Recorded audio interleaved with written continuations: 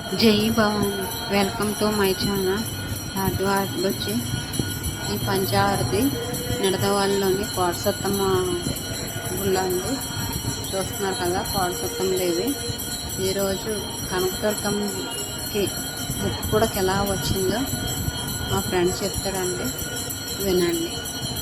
కృష్ణమ్మ భూమి మొత్తం నీరు పారాలి అని భూమి చుట్టూ వెళుతూ ఉంటుంది. అలా పారుతూ పారుతూ బెజవాడకి వస్తుంది. సముద్రంలో కలవడానికి వెళుతున్న కృష్ణవేణి నదికి అడ్డుగా ఇంద్రకీలాద్రి పర్వతం ఉంటుంది. అప్పుడు కృష్ణవేణమ్మ ఇంద్రకీలాద్రి ముందు నిలబడి నమస్కరించి నాకు దారి ఇవ్వు అని అడుగుతుంది. దానికి ఇంద్రకీలాద్రి ఇలా అంటుంది, నేను ఎన్నో సంవత్సరాలు తపస్సు చేయడం వలన దుర్గమ్మ నా భక్తికి మెచ్చి నా మీద కొలువై ఉంది. ఇప్పుడు నేను నీకు దారి ఇస్తే నువ్వు ఈ ఇంద్రకీలాద్రికి ఏమి చేస్తావో ఏమో, నా తల్లి ఇబ్బంది పడే పని నేను ఏది చేయలేను అని అంటుంది. అప్పుడు కృష్ణమ్మ కొండపైన ఉన్న కనకదుర్గమ్మని ప్రార్థిస్తుంది. కనకదుర్గమ్మ కరుణించి నువ్వు అనుకున్నది జరుగుతుంది, కానీ నాకు నీ దగ్గర నుండి ఒకటి కావాలి అని అడుగుతుంది. దానికి కృష్ణవేణమ్మ సరే ఇస్తాను అని అంటుంది. దుర్గమ్మ నవ్వుతూ నువ్వు ఈ ఇంద్రకీలాద్రికి ఏమీ చేయకుండా ఈ ఇంద్రకీలాద్రికి ఒక బెజ్జం ఉంది, నువ్వు ఆ బెజ్జం నుండి ప్రవహించు అని చెబుతుంది. దానికి కృష్ణవేణమ్మ అంగీకరించి నీకు నా దగ్గర నుండి ఏం కావాలి అని అడగగా